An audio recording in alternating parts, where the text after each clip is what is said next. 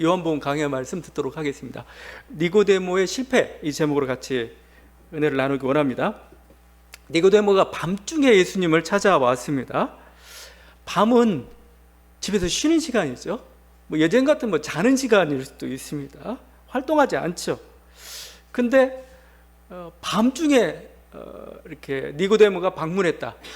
밤에 방문했으니까 그렇겠지라고 할 수가 있는데, 이 밤이라는 상징이 있죠. 이 상징에 맞게 지금 행동하고 있는 겁니다. 밤은 뭡니까? 어둡습니다. 보이지 않아요. 빛이 없습니다. 길이 안 보여요. 방법을 찾지 못하고 뭔가 혼란에 빠져 있는 그런 니고데모의 모습을 보여주고 있습니다. 단순히 시간 정도만이 아니고 밤이 가지고 있는 상징성, 도무지 모르겠다는 겁니다. 어떻게 해야 될지 모르겠고, 특별히 내 마음도 불안하기도 하고 하나님 나라에 대한 확신도 없고 그런 모습이죠. 근데 지금 이게 니고데모의 실패라고 할 수가 있는데, 이 실패가 단순하지 않습니다. 왜 그러냐면은 니고데모는 여기 보면 3장 곳곳에서 니고데모를 뭐라고 표현하면 유대인 지도자, 엘리트라고 표현하고 있습니다. 엘리트. 거기가 첫 번째 바리새인이라고 표현하고 있죠. 바리새인. 바리새인은 사제 집단이 아닙니다. 이것은 평신도 운동가 집단입니다. 예수님 시대 한 8,000명 정도 됐다고 해요. 수십만인데, 수백만인데 유대인이, 그 중에 8,000명만 바리새인입니다. 그들은 어떤 이상을 가지고 있으냐면 하나님 말씀을 연구하고 하나님 말씀을 적용하고, 그래서 온 이스라엘 온전히 하나님 말씀을 순종하면은 하나님 나라가 임할 거라고 이렇게 했던 하나의 운동가들입니다. 실제적으로 개혁가들이고 운동가들입니다. 그렇다 표현하죠. 그럴 뿐만 아니라 니고데모는 유대인의 지도자라고 하죠. 유대인의 지도자. 다른 성경은 사내들인 의회의 의원이다. 사내들인 의회 70명 이렇게 구성이 됐다고 합니다. 그러니까 이스라엘로 따지면 국회의원에 해당하는, 그러니까 권력가입니다. 어느 정도 권력을 가지고 있는 사람이죠. 국회의원의 신분이죠. 지금 어느 정도 힘과 권력을 가지고 있는. 그 다음에 10절에서는 이스라엘의 선생이다. 랍비입니다. 랍비. 그러니까 이 사람은 그러니까 뭐예요? 사상가죠. 그냥 가만히 있는 사람도 운동가죠. 있는 사람이 아니고, 그 다음에 힘도 가지고 있는 권력가죠. 그야말로 엘리트라고 할 수가 있습니다. 이 사람은 어떤 사람이에요? 이 사람은 질문해야 되는 사람이 아니고 질문에 답을 줘야 될 사람인 거죠. 근데 뭐예요? 그가 무능력에 빠져버렸습니다. 그가 지금 답을 찾지 못하고 지금 예수님한테 온 거죠. 하나님 나라에 들어갈 수 있는 그 확신이 없습니다. 우리 기독교 신앙으로 표현하면 뭐죠? 구원의 확신이 없는 겁니다. 기독교 신앙이 왜 있어요? 구원 종교죠. 천국으로 인도하는 게 가장 핵심입니다. 근데 그 확신이 없다는 겁니다. 지금 아주 결정적인 문제에 부딪힌 거죠. 근데 참 이상하죠. 이 니고데모는 여러 가지 봐서는 항상 하나님 말씀을 뭔가 읽고 연구했던 사람입니다.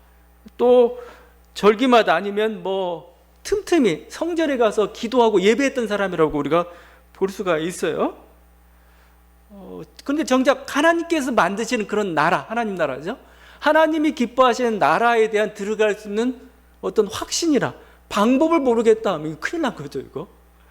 그렇게 하나님 했는데 그 하나님의 집에 들어갈 수 있는 확신이 없다는 거예요. 들어갈 수 있는 길을 모르겠다는 겁니다. 엄청난 무기력이죠. 무능력이죠. 저는 오늘 말씀에서 왜 니고데모가 실패하고 있는가, 이걸 좀 보려고 해요. 거듭남에 대해 비밀에 대해서는 다음 시간에 좀 하기도 하겠고, 오늘은 왜 지금 니고데모가 실패하고 있는가를 좀 보려고 해요. 왜 실패하고 있을까? 다른 게 아닙니다. 니고데모의 관심이 세상에 가 있기 때문에 그래요. 세상성에 우리가 빠져있다 이렇게 표현할 수가 있습니다. 세상에 갇혀있다. 그 뭐냐면 니고데모가 예수님을 찾아올 때 했던 말 속에서 우리가 확인해 볼 수가 있습니다. 뭐라고 했냐면 2절에 우리가 당신 하나님께로부터 오신 선생인 줄 아나이다. 하나님이 함께하지 아니하시면 당신이 행하시는 이 표적을 아무도 알 수 없다. 그죠? 그 표적 보고 예수님 믿으러 온 거고, 표적 보고 뭔가 표적에 합당한 뭔가 응답을 바라는 그런 모습으로 보여주고 있죠. 근데 사실은 여기뿐만 아니고 앞에서도 그랬습니다. 예수님이 행하는 놀라운 기적들을 보고 사람들이 믿었다는 말을 하고 있어요. 2장 23절 이하인데, 6월절에 예수께서 예루살렘에 계시니 많은 사람이 그의 행하시는 표적을 보고 그의 이름을 믿었으나 예수는 그의 몸을 그들에게 의탁하지 아니하셨으니. 표적신앙이란 보이는 거고 세상 속에서 뭔가 결과를 가져다 오는 거잖아요. 그것도 능력으로. 이게 표적신앙인데, 지금 문제는 지금 니고데모가 이 표적신앙이에요. 또 예수를 따르는 사람들이 표적신앙에 사로잡혀 있다는 거고, 예수는 뭐요? 내가 주려는 선물은 그게 아니라는 겁니다. 그러니까 물론 기적이 일어나고 기적을 통해서 하나님을 믿는 건 괜찮아요. 근데 그게 다가 아니라는 겁니다. 그게 하나의 시발점인데, 여기서부터 보이지 않는 영원한 세계의 걸로 나가야 되는 거고, 주님은 그렇게 가길 원하는데 사람들이 뭐 항상 표적에만 머물러 버려요. 세상성에만 머무르는 게 항상 문제가 되고 있죠. 그러다 보니까 사도 바울은 노골적으로 이렇게 얘기합니다. 유대인은 표적을 구하고 헬라인은 지혜를 찾으나 우리는 십자가에 못 박힌 그리스도를 전한다. 유대인에게는 꺼리끼는 것이지만 그리스도는 하나님의 능력이고 하나님의 지혜다. 사도 바울이 기적을 행해요. 근데 사도 바울은 서신서에 보면 기적을 자랑하지 않습니다. 왜냐하면 기적을 행하고 나면 이게 자꾸 오해를 사요. 사람들이 오해. 기적을 통해서 뭔가 자기 어떤 일상성이랄지 세상성에서부터 좀 자유로워져 가지고 뭔가 영원한 걸 추구하는 걸로 가는 게 아니고, 거기에 더 매어버려요. 더 강한 기적을 요구하고, 또 기적이 있어야만 또 믿고, 이런 세상성에 빠져버린다는 거죠. 그럼 신앙이랑 한번 살펴보십시오. 신앙은 육체의 질병을 물론 우리들이 낫기 위해서 기도하고 관심이 있죠. 그런데 신앙이 더 염려하는 건 뭐예요? 마음의 질병입니다. 영혼의 질병입니다. 그러니까 육체의 질병보다 더 심각하게 보는 게 영혼의 질병이에요. 우리 육체는 비록 뭔가 힘들고 어려울 수도 있겠지만 우리 영혼이 정말 구원받고 하나님의 참 자유를 누리고 참 생명 가운데 있다면 괜찮다고 하는 겁니다. 우리 영혼이, 우리 몸, 육신이 아무리 건강할지라도 뭐예요? 영혼이 병들어 있으면, 마음이 병들어 있으면 아니다, 너 구원받아야 돼, 이렇게 얘기하는 거죠. 물질의 축복보다는 하늘나라의 복이죠. 물질의 축복이 아니고 하늘나라의 복이죠. 계속 성경 말씀 얘기하는 게 뭐예요? 하늘나라의 복을 쌓으라고 있잖아요. 이 땅이 복을 쌓으라는 게 아니고, 오히려 잘못하면 너 이 물질적인 복 때문에 너 죽어, 그죠? 그러지 말고 하늘나라의 복을 쌓으라 계속 얘기하고 있죠. 군림하고 파워를 행사하고 무력해지고 십자가에 희생할 것을 요구하나요? 어떤 건가요? 무력해지고 그 행사하는 무력, 우리가 군림하고 파워를 행사하고 이걸 원하느냐? 그러지 않죠. 오히려 뭐예요? 무력해지고 십자가 희생할 것을 여러분 요구하고 있어요. 막 요즘 코로나 하니까 약간 이단성 짙은 교회나 이런 곳에서는 막 여기서 예배하고 기도하면은 코로나 안 걸린다고 막 그런 거짓말을 해요. 거짓말입니다. 물론 뭐 하나님이 조금 도와줄 수는 있겠죠. 그런데 여러분이 정말 코로나 안 걸리고 싶으면 차라리 어딘가요? 그냥 혼자 있으세요. 별장이나 아니면 좋은 병원에 있든지. 그게 더, 병원은 좀 요즘 더 위험하죠. 하여튼 그게 더 안전합니다. 그럼 하나님이 왜 이걸 안 도와주시느냐? 그게 아니고, 하나님이 관심 있는 건 뭐예요? 코로나 그 질병 그 자체보다 우리 영혼의 코로나 같은 그 영혼된 우리 상태, 이걸 더 심각한 질병으로 하나님은 보고 계신 거죠. 그걸 낫길 원하는 거지, 뭐 육신이야, 몸이야, 나을 수 있는 여러 가지 길들이 있어요. 배부른 돼지가 아니라 배고픈 소크라테스가 그 길이 행복하다고 가르치는 게 사실은 신앙입니다. 이게 종교라는 겁니다, 사실은요. 이런 세상성, 물질성에 빠져있는 현대인들에 대해서 키에르케고르는 이렇게 얘기했습니다. 아주 비꼬았죠. 돈 5달러를 잃었을 때는 심각해지는 사람들이 정작 자기를 잃은 것에 대해서는 심각해하지 않는다. 자기란 존재가, 자기 영혼이 지금 어떻게 망가지고 있는지에 대해서는 전혀 심각하지 않아. 근데 5달러, 10,000원, 뭐 100,000원, 100만 원 막 이런 막 그냥 속이 쓰려가지고 정작 속이 쓰려야 될 게 뭐냐라는 거죠. 신앙은 우리 영혼의 질병을 문제에 삼는다는 거, 거기에 대한 답을 주려는 게 그건데, 지금 예수님이 오신 이유인데 우리는 뭐예요? 와가지고 세상성에 빠져가지고 기적 신앙 속에서, 뭔가 물질 신앙 속에서 그것만 달라고 하고 있으니, 그러니까 예수님 말씀이 이해가 안 가는 거고 또 예수님을 오해하고 있는 거죠. 그러니까 이 세상에 빠진 하나님 나라를 볼 수가 없죠. 여러분들 종교에 대해서 무엇을 기대하시나요? 여러분 예수 믿으면 부자 되나요? 예수 믿으면 건강해지나요? 예수 믿으면 우리가 굉장히 안전한 사회 속에서 살 수가 있나요? 예수 믿으면 아까 얘기한 대로 정말 코로나 안 걸리고 사나요? 뭐 정말 그렇게 되길 바랍니다. 여러분 부자가 되고 건강해지고 뭔가 이렇게 안전한 가운데 거하기 원합니다. 그렇게 기도는 해요. 근데 교회가 그걸 주는 곳이 아니라는 겁니다. 예수는 그걸 주길 원하지 않아요. 예수님은 정말 여러분이 정말 부자가 되고 싶고 정말 건강해지고 싶으면은 차라리 좋은 직장에 들어가세요. 좋은 직장에 들어가고 좋은 라이선스를 가지고 있으면 여러분 부자가 될 겁니다. 그걸 위해 더 노력하는, 교회 나는 시간에 그걸 위해 노력하는 게 더 좋아요. 만약에 건강해지고 싶으면 좋은 의사를 만나고 좋은 병원을 찾아가는 게 더 좋아요. 차라리 거기서 이렇게 하고 있는 게 여러분을 더 건강하게 해줄 수가 있을 겁니다. 교회는 그런 것이 제가 아니라고 제가 말씀하죠. 교회는 그럼 뭐냐? 교회는 영혼의 평화를 가져다 주는 것이에요. 당신의 육체의 건강을 가져다 주는 게 아니고 영혼의 평화를 가져다 주는 것입니다. 여러분 코로나로부터 여러분을 지켜주는 게 아니고 교회는 뭐요? 코로나와 맞서 싸울 수 있는 힘을 주는 게 교회예요. 그리고 뭐죠? 근본적으로 뭐죠? 이런 질병들이 왜 발생했는지, 우리가 어떤 삶의 태도를 가지고 살아야 될지를 가르쳐 주는 게 바로 교회라는 거죠. 이게 우리가 영혼의 양식이라는 표현들을 쓰고 있습니다. 삶의 참된 의미가 뭔지, 올바른 삶이 무엇인지, 죽음에 대한 불안함부터 해소되고 또 영원한 세계에 대한 약속으로부터 우리가 좀 더 뭔가 평안하고 좀 더 선하고 나은 삶을 살도록 이끄는 것이 바로 이 교회이고 예수가 우리가 주고자 하는 그 선물인 거죠.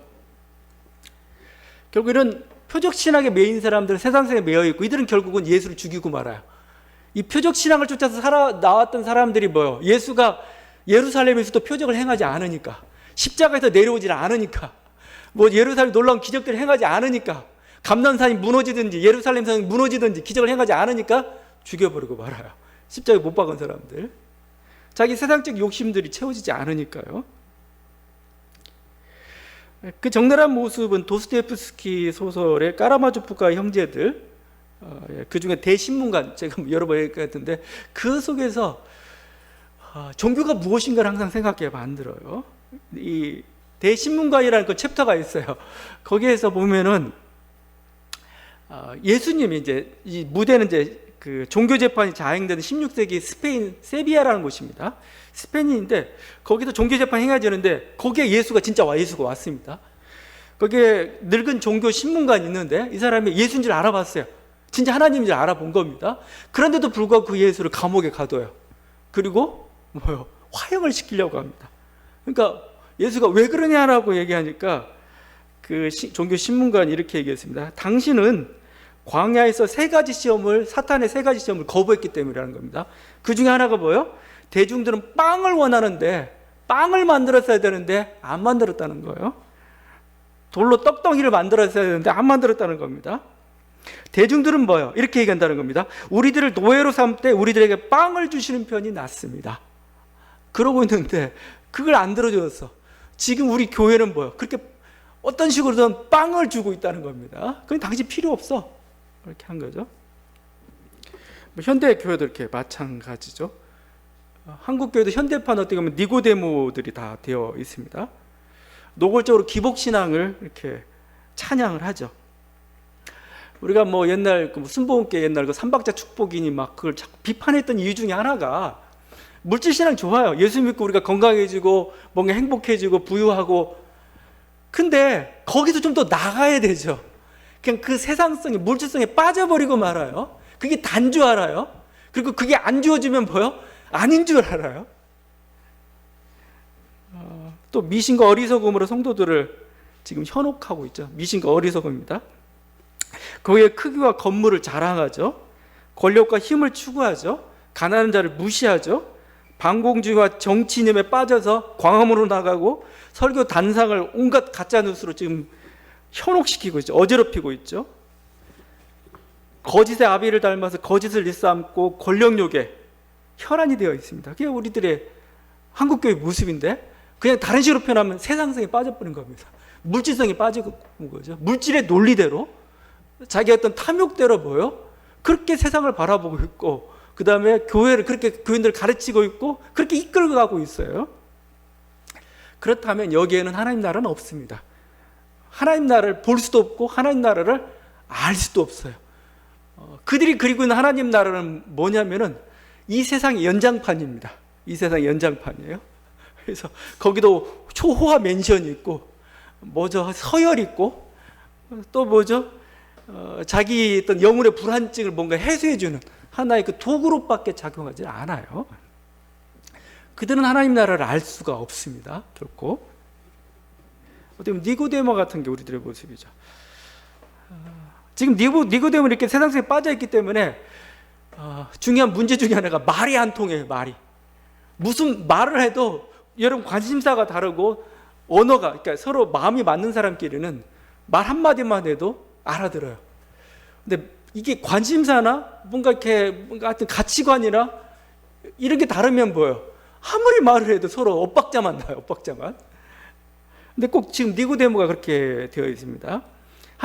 예수님의 관심은 영혼과 세계, 어떤 진정한 생명, 진리 이거였는데 니고데모는 세상성에 빠져있기 때문에 예수님 말씀을 이해를 못해요. 대표 3절입니다. 진실로 진실로 내게 이르노니 사람이 거듭나지 아니하면 하나님의 나라를 볼 수 없느니라. 3절 말씀. 이 말씀을 듣자 니고데모가 다음까지 반문하죠. 사람이 늙으면 어떻게 날 수 있사옵나이까? 두 번째 모태에 들어갔다가 날 수 있사옵나이까? 반문하죠. 지금 서로 커뮤니케이션이 안 돼요.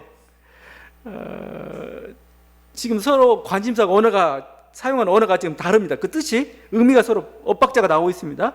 설마 예수님이 그 나이든 니고데모한테 너 다시 어머니 뱃속에 들어가 나와 이렇게 얘기했겠어요? 그렇게 않고 뭔가 지금 오해하고 있죠. 오해가 난 이유 중에 하나가 이 거듭남이란 단어 때문에 그렇습니다. 거듭이란, 뭐 태어나다는 단어 앞에 있는 거듭이란 단어, 이게 헬라어로 아노텐입니다. 아노텐. 근데 이 아나하고 텐하고 합성어예요. 아나는 위에 다시 이런 뜻을 가지고 있습니다. 텐은 뭐뭐로부터 이런 뜻을 가지고 있어요. 아노텐은 뭐예요? 그래서 이것을 두 가지 의미로 해석이 됩니다. 하나는 다시고 거듭입니다. 다시 재차 이런 뜻이죠. 근데 그 뜻만 있는 게 아니고 원래 뜻대로는 뭐예요? 위로부터입니다. 위로부터, 그러니까 위로부터 나라, 하늘로부터 나라는 뜻입니다. 하늘로부터. 그러니까 다시 거듭 태어나라고 그냥 잘못하면 그 어머니 모태로 다시 들어가야 되죠. 근데 그 말이 아니고 하늘로부터 나라는 겁니다. 근데 이 거듭이란 뜻의 그런 중의가 담겨져. 이것을 자기 생각하는 방식으로 해석해 버린 거죠. 니고데모는 이건 육체적 탄생을 연상할 수밖에 없었던 거죠.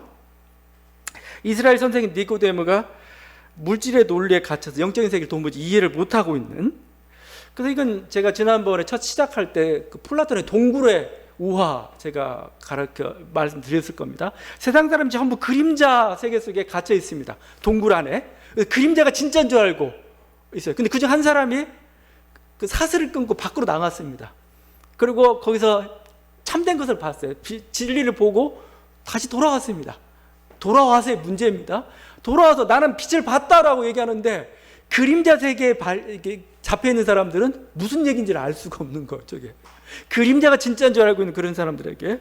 그러자 그들이 이렇게 얘기합니다. 이거 플라톤에 나와 있는 그 내용입니다. 그는 위쪽으로 올라가더니 눈이 상에서 돌아왔군. 위쪽으로 올라가려고 하는 것 자체가 잘못이지. 쇠사슬을 풀어주며 위쪽으로 데려가는 자는 잡아 죽일 수만 있다면 모조리 죽여야 돼. 이제 철학자와 선지자들에 대한 탄압인 거죠.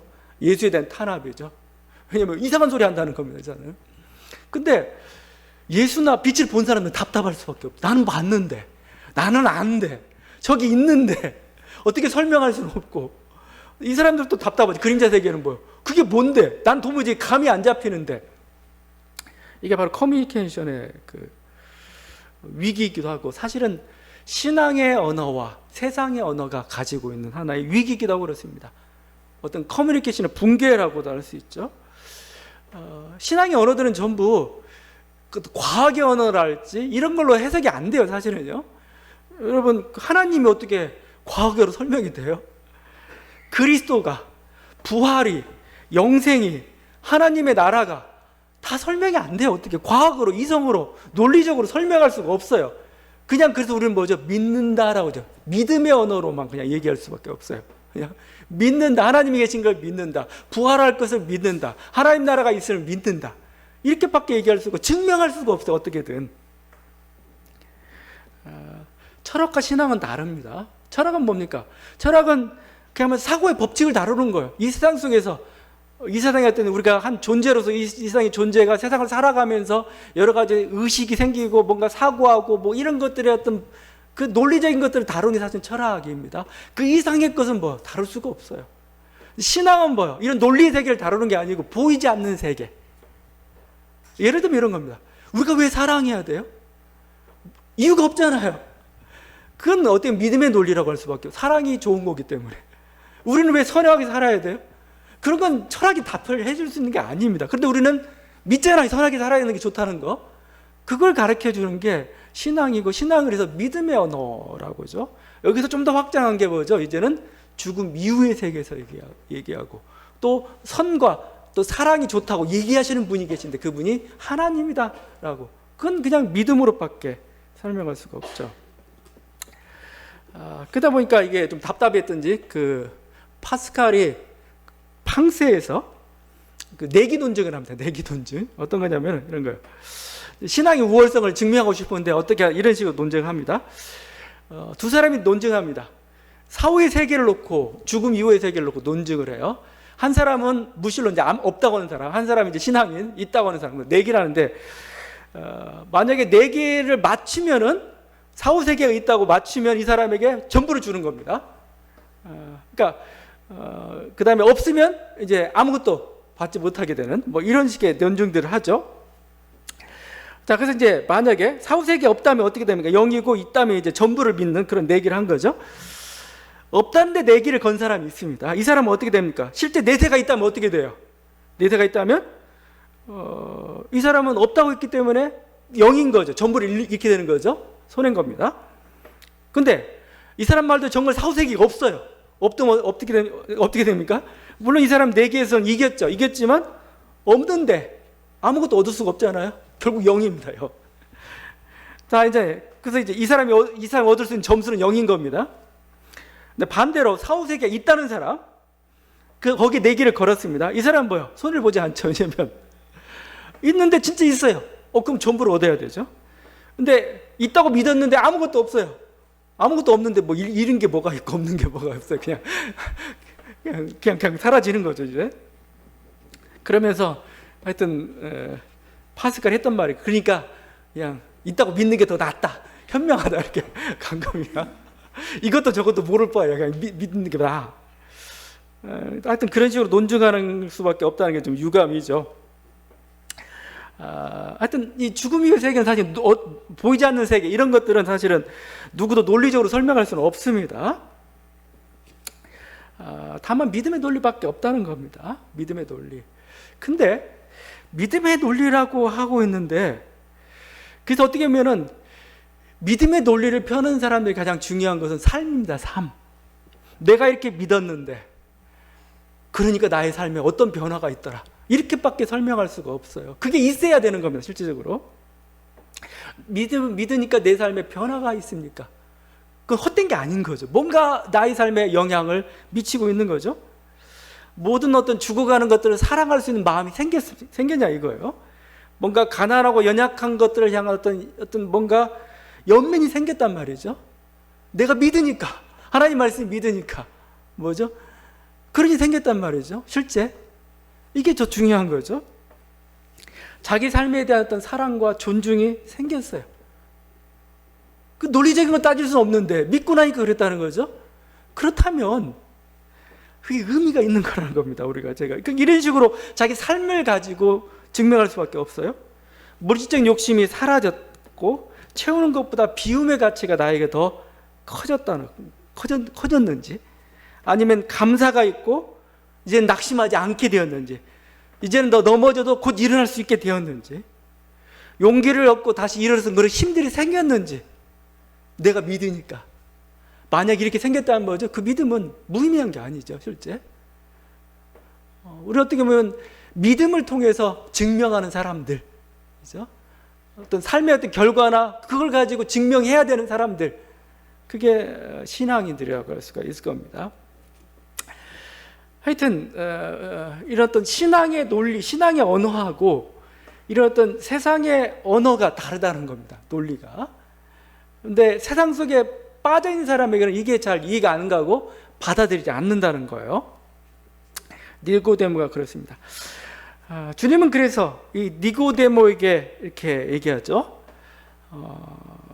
5절 말씀입니다. 사람이 물과 성령으로 나지 아니하면 하나님의 나라에 들어갈 수 없다. 물과 성령으로 나지 아니하면 하나님의 나라에 들어갈 수가 없다. 이 말의 의미는 다음 시간에 좀 근본적인 의미는 무슨 뜻인가 좀 살펴볼 건데, 다만 이 말씀이 가지고 있는 그냥 액면 그대로의 어떤 우리들이 가져오는 결과가 뭔가 이거요. 예수님이 물과 성령으로 할 때 물이 뭐고 성령이 뭐고 그 의미는 따지기 전에 이 말이 의미하고 있는 바는 뭐예요? 적당한 개혁은 안 된다는 겁니다. 개선은 안 된다는 겁니다. 개벽이 필요하다는 거예요. 개벽이. 그냥 각성 정도만 안 된다는 겁니다. 그냥 존재 완전한 변화. 하나님으로도 한다는 건 뭐예요? 존재 완전한 변화죠. 어떤 사람이 똘배 조그만 딱딱하고 좀 맛이 없지만 그래도 그냥 한번 씹을 법이면 하는 똘배나무를 집에서 정성껏 길렀습니다. 영양분도 잔뜩 주고 비료도 잔뜩 주고 잡초도 뽑아주고 병충해도 이렇게 다 제거했습니다. 그 결과 풍성한 수확을 얻었습니다. 100배의 똘배를 얻었습니다. 이게 개혁의 결과라는 개혁의 결과. 그러니까 뭐예요? 인간 존재 자체가 바뀌어야 되는 거예요. 그러지 않고 여기서 좀 더 개선해본다. 바리새파가 추구했던 게 그겁니다. 유대교 개혁의 꿈을 꿨어요. 말씀을 연구하고 새롭게 적용하고 이것을 온 이스라엘 사람들이 실천하면은 하나님 나라 임할 거라고 믿었다고 그랬죠. 그런데 예수님은 뭐야? 거기 소망이 없다고 얘기해요. 인간적 계획으로는 좀 더 나은 인간이 나올 뿐이라고. 좀 더 나은 인간. 근데 좀 더 나은 인간도 뭐예요? 시간이 흐르고 나면 다시 나쁜 인간, 굳어진 인간으로 다시 바뀌고 말죠. 또 개혁을 해야 되는. 어떻게 보면 그래서 물과 성령으로 이렇게 나라는 말씀은 철저한 개혁을, 어떤 개혁 정도가 아닌 철저한 개벽이라고 할 수가 있죠. 개벽을. 인간 존재가 완전히 탈바꿈하지 않으면 소망이 없다라는 하나의 선언이다. 적당히 얼버무리지 말라는 겁니다. 이게 그렇지 않으면 새로운 어떤 변화나 희망이 없다는 겁니다. 이건 마찬가지입니다. 제가 계속 촛불시라고 하고 그냥 촛불혁명이라까지 얘기를 하지 않았어요. 적당히 해서는 안 됩니다. 적당히. 지금 그냥 정치 아니면 뭐 조금. 근데 우리 하다 보니까 아직도 우리 세계 얼마나 고질적인. 보니까 뭐 지금은 언론의 난인 같아요. 언론의 난. 제가 보니까 언난 같아요. 언난. 아무리 우리 삶이 바뀌어도 뭐요? 말이 바뀌지 않으면은 혼란스럽습니다. 우리 말하는 게 천박하고 말하는 게 뭐죠? 이게 뭐요? 요사스러우면 우리 삶이 부유해져도 아무 소용이 없어요. 우린 요즘은 언론의 난 같아. 언론 같습니다. 언론이 바뀌지 않고 요즘 보니까 뭐 검찰뿐만 아니고 뭐 이렇게 사법부도 마찬가지예요. 사법부도 보면은 자기 판결이 마음대로예요. 뭐에다 기준을 둬야 될지. 선택적 정의라는 말까지 나올 정도까지. 도무지 우리 사회 자체가 뭐예요? 완전히 그때서야 혁명이란 말을 쓸 수 있을 것 같습니다. 촛불 혁명이란 말을. 그렇지 않은 이상은 그냥 아직은 시위예요. 촛불 시위로 그치고 있어요. 한국 교회도 마찬가지입니다. 한국 교회라는 것도 이렇게 주님은 철저한 혁명을, 개벽을 원하시는데 아니에요. 그러니까 우리 교회가 여러 번 한국 교회 위기가 있었죠. 근데 제가 보다 보니까 이 코로나 사태는 정말 위기입니다. 정말 위기. 왜냐하면 한국 교회가 그래도 뭔가 붙잡고 있고 뭔가 자기 어떤 정체성이 소망으로 잡았던 것 중에 하나가 이 성장이라는 거죠. 성장. 선교와 성장이었는데 이걸 정면을 공격하고 있습니다. 우리도 모이질 못하잖아요. 지금 한 당분간 뭐 백신 나와서 완전히 사라질 때까지는 뭐요? 모이자는 말을 못해. 총동원주의를 못해요. 우리 총동원 선교회란 말도 못하고 이거 어떻게 해야 될지를 지금 모르고 있는, 뭔가 이 공간이란 것도 이게 약간 무용해지고 있는, 가장 한국 교회가 뭐죠? 뭐라고 하나? 세 마디 단어에 있다 그죠? 모이자, 돈 내라, 집 짓자, 뭐 세 가지가 나오죠. 근데 모이지도 못해요. 이제 그러다 보니까 이제 돈도 내기도 힘들어져요. 헌금 내기도 힘들어지고, 근데 집 짓기도 지금 자꾸 무용성이 생기니까 왜 집이 뭐가 필요해? 막 이런 말까지 나오는데 얼마만큼 큰 집이 또 필요해야 될지. 하여튼 그래서 저는 어떻게 보면 이 코로나가 여기에 대한 어떤 여러 가지 해석들을 합니다. 저는 이런 해석을 싫어하지만 이번엔 적용시켜 보고 싶어요. 코로나가 왜 하나님께 코로나를 주셨느냐? 한국교회를 심판하려는 것 같아요. 하나님이 한국교회를 심판하려는 하나님 뜻 같아요. 그냥 이건 뭐 하나님 물어본 건 아니고 제 생각에 좀 그래요. 그냥 교회는 하나님의 심판이다. 그죠? 실제 또 가장 지금 코로나 사태를 확산시키는 게 교회류입니다. 교회류. 그렇잖아요? 그 뭐 신천지도 이단이라고 하는 사실은 교회로부터 나온 거고, 또 신천지와 같은 교회도 굉장히 많아요. 그런 의식과 멘탈리티 가지고 있는 교회가 얼마나 많은지 몰라요. 정광훈 씨, 좀 목사라고 부르기 싫어요. 그래서 목사도 아니에요. 정광훈 씨가 이끄는 그냥 그건 교회도 아니에요. 그건 이념적 집단일 뿐입니다. 이념적 집단. 근데 그들이 가지고 있는 게 뭐야? 배타성, 미신성, 폐쇄성, 무질성, 권력성, 이념성. 한국교회가 다 가지고 있는 것들입니다. 그러니까 이 온상이 되고 있는 게, 그걸 지금 계기로 코로나가 더 이렇게 막 확대돼 가고, 지금 우리 한국뿐만 그런 건 아니에요. 뭐 이스라엘 사회도 그렇고 종교가 심한 곳에도 오히려 종교가 더 이렇게 역기능하는 경우도 참 많이 되고 있습니다. 이런 위기에 우리가 반성을 해야 되죠. 돌이켜야 되는 거고. 근데 한국 교회가 지금 코로나 사태를 맞이해서 뭘 반성해야 될지 지금 모르고 있어요. 우리가 뭘 반성해야 되지? 우리가 뭘 회개해야 되지?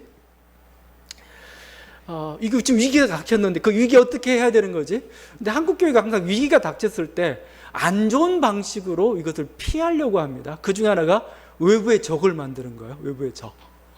이게 항상 이건 정치에서 쓰는 단어 방식이기도 하고 교회다. 예를 들면 뭐 반공주의 같은 거죠. 반공 이념 같은 게 하나의 뭐죠? 뭔가 적이 상정이 되고 그 앞에 우리는 기도해야 돼. 우리 하나 돼야 돼. 어느 순간에 민족주의가 그렇게 될 때가 있습니다. 민족의 어떤 위기 앞에도 우리는 하나 돼야 되고 뭔가 좋은 의미도 있고 나쁜 의미도 있겠지만 하여튼 뭐죠? 그 때문에 오히려 우리가 기도가 더 강렬해지고, 그렇기 때문에 뭐죠? 옛날 같으면 그 삼각산에서 막 24시간 통일 기도도 하고 막 그랬던 거죠.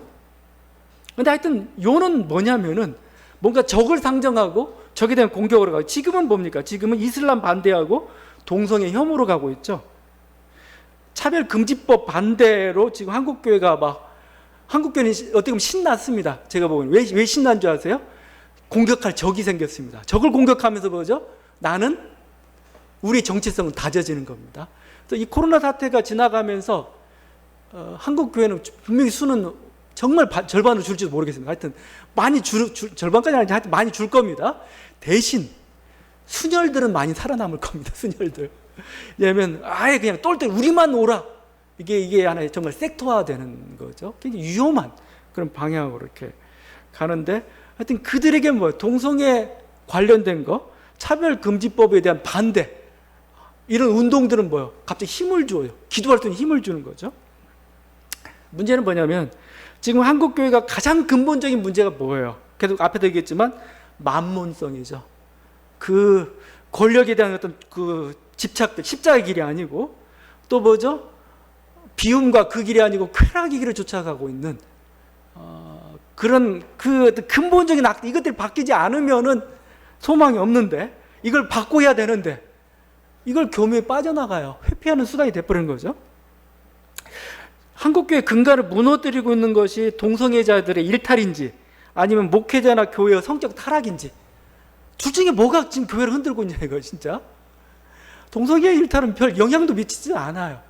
오히려 목회자나 교회가 가지고 있는 성적 일탈들, 성적 타락들이 얼마나 교회성을, 교회의 거룩함을, 교회가 가지고 있던 신뢰성을 다 깎아먹고 있는 건지, 신학에 대한 회의까지도 만들어내고 있는 건지 반성도 하지 않으니까요. 근본 적이 무엇인지를 회피하게 만드는 거죠. 제가 이렇게 얘기하는 이유는 물과 성령으로 거듭나라는 건 뭐예요? 그냥 밑바닥부터 완전히 바꾸라는 겁니다. 뿌리채 바꾸라는 거예요. 뿌리채. 그냥 적당히 얼버무리고 적당히 포장하고 그래서 저는 회개했습니다가 아니고 완전 존재 자체를 바꾸라는 거예요. 그렇지 않으면 소망이 없다는 거죠. 이게. 우리는 하나님의 자녀죠. 우리 하나님의 자녀입니다. 근데 하나님의 자녀라고 할 때 이걸 단순히 더 나은 존재라고 생각하지 마십시오. 난 더 나은 존재야. 더 나은 인간이야. 좀 더 사랑을 하고. 그게 아니죠. 분명히 요한복음 뭐라고 하냐면 혈통으로나 육적으로나 사람의 뜻으로 나지 않았다. 그죠? 네가 각성해서, 네가 깨달아서, 누가 너를 끌어들여서, 뭔가 필요에 의해서, 뭔가 개선, 그게 아니라는 겁니다. 아예 존재 자체가 하나님으로부터 난 자들, 이게 하나님의 자녀죠. 참 어떻게 보면 개벽 사건입니다. 예수를 믿는다는 사건은 뭐죠? 내가 예수를 믿어서 하나님의 자녀가 됐다는 것은 개벽 사건입니다. 개벽. 그냥 개선 개혁 정도가 아니고 그냥 깨달음 정도도 아니고 개벽 사건 이렇게 할 수가 있어요. 좀 유감스럽죠. 왜냐하면 우리는 하나님의 자녀라고 믿지만 마치 자기가 살아있는지를 못 느끼고 있는 어린아이 같은 거죠. 어린아이. 분명히 하나님 자녀로 태어났어요. 다시 하나님 자녀로 거듭났습니다. 그런 놀라운 선물을 받았고 그렇게 태어났는데 불구하고 아이들은 마치 못 느끼잖아요. 자기가 살고 있음에도 불구하고. 마치 그런 형편이 우리 같아요. 우리 지금 하나님의 자녀인데도 불구하고 그 자녀됨이 무슨 의미이고 얼마나 소중한지도 모르고 있는 우리들의 모습. 그래서 매일같이 우리 확인해 봐야 돼요. 내가 하나님의 자녀인가? 저 하나님 자녀 맞습니까? 너 하나님 자녀야. 하나님 자녀라는 건 얼마나 대단한 일인데, 얼마나 놀라운 일인데, 또 그것이 가지고 너 얼마나 그 엄청난 자유함, 그것이 가져다 주는 놀라운 행복, 평화. 우리는 이것들을 다시 한번 점검해보고 뭔가 확인해보고 의식화시키고 하루를 출발해야 돼요. 어떻게 좀 이렇게 우리들의 삶의 모습이라는 게 그냥 처음부터 대단한 그런 변화도 느끼고 그렇게 쭉 이렇게 살아가는 사람이 되었으면 좋겠지만 인간이라는 존재가 자꾸 잊어버려요. 그걸 자꾸 잊어버리니까 설교 시간에 아니면 매일 아침에 다시 한번 자기가 하나님의 자녀임을 다시 한번 각성하는 게 좀 필요합니다. 어떻게 내가 하나님의 자녀가 됐는지, 하나님의 자녀가 무슨 놀라운 권세를 가지고 있는지. 그래서 요한복음이 답답한 게 이거잖아요. 예수님이 답답한 게 뭐예요? 너희가 하나님의 자녀 되는 권세가 있는 것을 너희로 하여금 알게 하려 함이라. 근데 권세를 못 누리고 못 느낀다는 거죠. 여러분 놀라운 하나님의 자녀 되면 권세가 주어졌습니다. 이 은혜 가운데 살아가는 저와 여러분 되는 자를 바랍니다. 기도하시겠습니다.